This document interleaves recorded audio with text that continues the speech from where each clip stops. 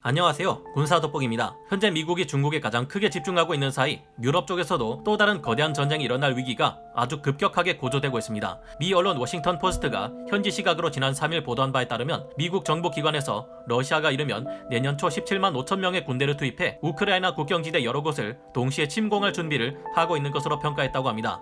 이에 지난 12월 4일 미 해군에서는 니미츠급 항공모함인 해리에스 트로만과 이를 호위하는 항모 전단을 급파했고 지중해에서는 사상 최대의 나토 함대가 구성되어 긴장을 고조시키고 있습니다. 우크라이나 또한 전시체제로 전환했다고 하는데요. 현지 시각으로 12월 2일 나토 최고사령부는 러시아의 북쪽 경계 라트비아에 자주포와 같은 포병 전력과 함께 지상군 전투 병력을 급파하며 남쪽에 있는 우크라이나 쪽으로 러시아군이 군 병력을 동원할 수 없도록 견제하는 움직임이 포착되었다고 합니다. 우크라이나 군이 실제로 돈바스 분쟁 지역에 대군을 투입해서 포병 사격을 시작했다는 증언까지 등장하고 있으며 벌써 그들은 전시체제로 전환했다고 하는데요. 또한 이 병력 외에도 우크라이나는 러시아가 벨라루스 지역의 난민을 이용해 후방에서 교란전을 펼 수도 있다는 점을 우려해 4,500여 명의 병력을 벨라루스 국경 지역에 급파하고 이들에게 신형 음향 무기를 지급해 만일의 사태에 대비하겠습니다. 러시아는 과거에도 크림반도를 무력으로 침공해 힘으로 손에 넣은 전례가 있기 때문에 이번에도 그들이 똑같은 짓을 할 확률이 높아 이 지역에는 실제로 전쟁이 일어날 긴장감이 최고조로 달해 있는데요. 벌써 러시아군은 10만여 명의 병력을 우크라이나 동부 접경 지역에 배치하고 12월 1일부터 대규모 훈련에 돌입하며 우크라이나에 강도 높은 압박을 이어가고 있습니다. 12월 2일에는 우크라이나 스파이 3명이 러시아에서 영내 테러를 획책했다는 혐의로 체포되었다고 합니다. 여러모로 현재 이 지역에는 치열한 전면전이 발생할 만한 조짐이 나타나고 있는데요. 그런데 지난해 육군 전문 군사 매체인 아미레커그니션닷컴의 기사를 돌이켜보면 우크라이나군의 전력 증강에 바로 우리 한국이 개발한 명품 자주포 K9 썬더 자주포가 투입되어 러시아군을 상대로 맞서 싸울 수 있다는 정황이 나와 주목을 끌고 있습니다. 우크라이나와 러시아는 왜 싸우는 것이며 K9 자주포는 이 지역에 어떤 식으로 배치될 것인지 알아보도록 하겠습니다. 전문가는 아니지만 해당 분야의 정보를 조사 정리했습니다. 본의 아니게 틀린 부분이 있을 수 있다는 점 양해해 주시면 감사하겠습니다. 한국의 K9 자주포, 러시아 포병 및 기갑부대와 한판 붙는다. 조만간 우리 한국의 K9 자주포가 강력한 러시아 지상군을 상대로 또 한 번의 실전 경험을 쌓게 될지도 모르겠습니다. 현재 우크라이나는 냉전 이후 군축으로 인해 방어 위주의 전력으로 개편된 상태이며 기본적으로 평지 위주라 러시아군의 주특기인 장갑 기동군을 동원한 고속타격전에 굉장히 취약합니다. 따라서 우크라이나가 러시아에 맞서기 위해서는 전력을 대폭 증강해야만 하는데 이를 위해 한국의 K9 자주포가 사용될 수 있다는 의외의 전망이 나오는 이유는 왜일까요? 우크라이나는 최근 러시아의 군사적 위협에 대응하기 위해 여러 방면으로 군사력의 현대화를 추진하고 있습니다. 지난해 우크라이나는 노후화가 극심한 D-20 등의 견인포 2S3 자주포를 대체하는 두 가지 무기 체계를 검토한 바 있는데요. 이 중 차기 신형 자주포로 폴란드의 크랩 자주포 도입을 검토한 바 있습니다. 그런데 이 크랩 자주포는 한국의 자주포인 K9의 자체와 영국의 BAE 시스템즈가 생산하는 AS-90 자주포의 포탑이 합쳐진 결과물입니다. AS-90의 52 구경장 155mm 곡사포 포탑에 엄청난 반동을 받아내기 위해서는 UPG-NG 보병 전투 장갑차의 경량 장갑 차량으로는 부족했습니다. 주행 중 차체 균열이 가거나 서스펜션이 파손되는 것은 물론 사격을 할 경우 반동 때문에 차체가 출렁이며 춤을 추는 현상이 발생했는데요. UPG-NG 차체 이런 문제에 격분한 폴란드 육군은 프로젝트 자체를 날려버리려 했지만 이 문제를 해결해줄 구세주가 대한민국에서 등장했습니다. AS-90의 포탑과 결합된 K9 자주포의 차체는 폴란드 육군에게 그야말로 신세계를 열어주었습니다. 한국군의 1000문 이상이 배치되어 이미 최상급의 성능과 신뢰성을 검증받은 K9 자주포의 튼튼한 차체는 소련제 장비만 사용해왔던 폴란드군 장병들을 매료시키기 충분했는데요. 우수한 신뢰성과 쾌적한 거주성, 튼튼하면서도 빠른 속도와 뛰어난 기동성을 발휘하는 명품 K9의 차체는 영국 AS-90 자주포의 포탑과 결합되어 폴란드 육군으로 하여금 효과적인 슈텐스쿠트, 즉 포탄 발사 후 즉각 이동해 다른 곳에서 다시 사격하는 방식의 포병 운용이 가능하게 만들었습니다. K9의 차체에 흠뻑 반한 폴란드는 단숨에 120대의 K9 차체를 우리 한국으로부터 도입하는 3억 1천만 달러 규모의 계약을 맺었습니다. 폴란드 육군으로부터 K9 차체의 우수성을 전해 듣게 된 핀란드, 에스토니아, 노르웨이 등도 한국의 K9에 관심을 보였으며 이제 러시아를 상대하는 우크라이나 또한 K9의 차체와 AS-90 포탑을 결합한 크랩 자주포를 원하게 된 것인데요. 2014년 폴란드에 K9의 차체를 수출할 때의 가격은 한 대당 약 28억 원이었기에 우크라이나가 2S3 자주포를 모두 크랩 자주포로 대체할 경우 이 거래만으로 우리 한국의 하나 디펜스는 6,500억 원이 넘는 수출 이익을 얻게 됩니다. 하지만 폴란드는 K9 차체를 도입할 때 기술 이전 또한 함께 받았기 때문에 자체 국산화를 시도할 수 있다는 것이 함정인데요. 폴란드가 크랩 자주포를 우크라이나에 수출할 때 전량을 폴란드에서 자체 제작한 K9 차체로 해결할 경우 우리 한국에게는 이익이 없을 수도 있다는 점이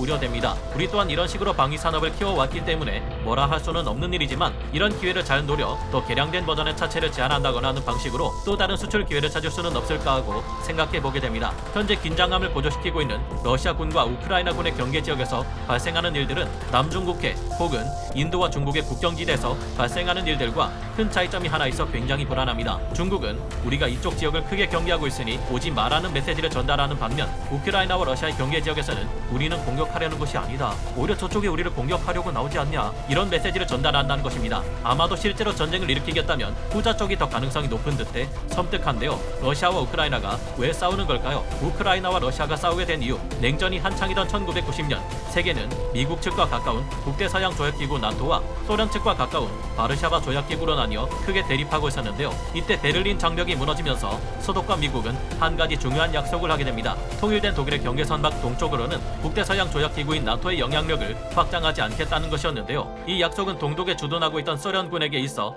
철수할 수 있는 명분이 되었고 이내 독일은 통일되었습니다. 이때 동독에서 이 모든 것을 지켜봤던 젊은 소련 KGB 요원이 있었으니 그가 바로 지금의 러시아 대통령 블라디미르 푸틴입니다. 그러나 통일된 독일 바깥으로 영향력을 확장하지 않겠다는 나토의 약속은 지켜지기 힘들었는데요. 소련이 붕괴된 지 8년이 흐르고 1999년이 되자 폴란드, 체코, 헝가리 등의 동유럽 국가들이 속속 나토에 가입한 것입니다. 2004년이 되자 불가리아, 슬로바키아 등 과거 소련과 같은 바르샤바 조약기구에 속해 있던 나라들까지 대거 나토 쪽으로 넘어가게 됩니다. 이러다 보니 자꾸만 나토 회원국들의 영역은 동쪽으로 계속 확장되어 왔고 2000년대 중반이 되자 우크라이나까지 나토의 가입을 추진하기 시작했는데요. 우크라이나는 1991년 소련이 해체된 이후 독립국이 되었고 크랍추크, 유셴코, 야누코비치로 이어지는 정권의 변화에도 한결같이 유럽연합 EU에 가입하는 것을 지속적으로 추진해 왔습니다.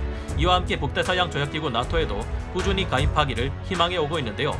러시아와 결코 좋은 관계라고 보기 어려운 나토에 이 같은 세력 확장을 두고 볼 수만은 없었던 소련의 후예 러시아는 결국 군사력을 동원해 행동에 나섭니다.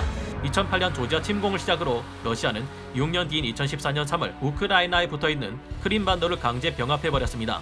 나토와 서방 세계는 러시아의 이 같은 군사행동에 경악을 금치 못했으며 이는 러시아가 먼저 약속을 깨버린 것이라 판단했는데요. 이후 2016년 에스토니아와 리투아니아, 라트비아 등 발트 3국과 폴란드, 루마니아, 불가리아에 나토군이 배치됩니다.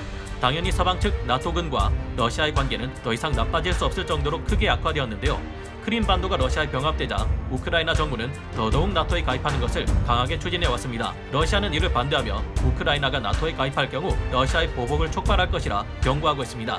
현재 크림반도는 러시아가 실효 지배 중이지만 일부 친러 국가들을 제외한 대부분의 국가에서 여전히 크림반도는 명목상 우크라이나의 영토인 것으로 보고 있습니다. 하지만 러시아는 우크라이나에 대한 야욕을 거두지 않고 있는데요. 우크라이나의 수도 키예프는 러시아의 뿌리라고 할 만큼 의미가 깊은 곳이며 우크라이나는 동슬라브족의 문명적 고향이기 때문입니다. 러시아의 기원이 바로 키예프 공국인데요. 1240년 몽골 제국이 키예프에 침입해 초토화시키자 이곳 주민들은 동북부로 이동해 모스크바를 건설했습니다. 그렇게 러시아 제국의 기초는 이 모스크바가 되었죠. 현재 러시아가 강제로 병합한 크림 반도에는 러시아 흑해 함대의 기지가 있으며 유럽에 가스를 공급하는 러시아 가스관 또한 이 우크라이나를 관통합니다. 우크라이나는 러시아에게 있어 유럽으로 가기 위한 관문이나 다름없는 지역인 동시에 역사, 문화적인 측면에서 살펴보아도 절대 양보할 수 없는 지역인데요. 우크라이나는 독립국가연합 CIS 회원국 가운데에서 러시아 다음으로 경제 규모가 큰 국가이기 때문이기도 합니다. 우크라이나가 EU나 나토에 가입할 경우 자국 주도의 탈소비에트 지역 통합이 추동력을 상실할 수 있어 러시아로선 심기가 불편할 수밖에 없는 것인데요. 더구나 이 지역은 러시아의 안보에 있어 아주 중요한 지역이기도 합니다. 과거 나폴레옹이 이 지역을 침공하려 할 때도 히틀러의 독일 제국이 이 지역을 침공하려 할 때도 1800km나 되는 이 광활한 영토와 극도로 혹독한 추위는 모두를 좌절시켰습니다. 그런데 러시아와 국경을 맞대고 있는 우크라이나가 나토 회원국이 될 경우 러시아는 적대국이라 할 수 있는 나토 회원국과 불과 500km 떨어진 곳에 놓이게 되는 것입니다. 극히 좁고 그나마도 절반이 친러국가 벨라루스에 막혀 일부 국경만을 맞대며 심장부가 다소 떨어져 있는 발트 3국과 달리 우크라이나는 러시아의 심장부를 남부에서 직접 노릴 수 있는 위치에 있습니다. 그런 만큼 러시아가 결사적으로 맞설 수밖에 없는 입장입니다. 나토를 믿지 않는 러시아가 이와 같은 사태를 결코 좌시할 리 없겠죠. 이런 상황임을 알고 있기에 나토 또한 우크라이나의 나토 가입을 잘 받아주지 않고 있습니다. 만약 우크라이나가 정말로 나토에 편입된다면 이는 즉시 러시아의 무력 침공을 불러올 것이라는 전망이 계속해서 나오고 있었는데요. 나토에 가입하기를 원하는 우크라이나의 젤렌스키 대통령은 지난 9월에도 미국의 바이든 대통령과의 정상회담을 통해 나토 가입을 승인해달라고 요청한 바 있습니다. 이 같은 우크라이나의 태도에 성질 급한 러시아가 결국 불편한 심기를 드러내고 있는 것이 지금의 전면전 전쟁 발발 위기 상황이라 볼 수 있겠는데요. 우리 한국이 우크라이나에 K9 자주포의 차체를 대량으로 수출해 우크라이나가 막강한 크랩 자주포 전력을 갖추게 되고 이를 통해 현재 전쟁 위기가 사그라들 수 있다면 좋겠다는 생각이 듭니다. 현재 나토와 미국은 중국이라는 더욱 중요한 적을 상대하는데 역량을 최대한 집중해야 하는 시기인데 러시아와 전쟁을 하느라 군사력을 소모한다면 이는 우리 한국에게 있어서도 결코 좋은 일이 아니게 될 테니까요. 여러분은 어떻게 생각하시나요? 오늘 군사 돋보기 여기서 마치고요. 다음 시간에 다시 돌아오겠습니다. 감사합니다. 영상을 재밌게 보셨다면 구독, 좋아요, 알림 설정 부탁드리겠습니다.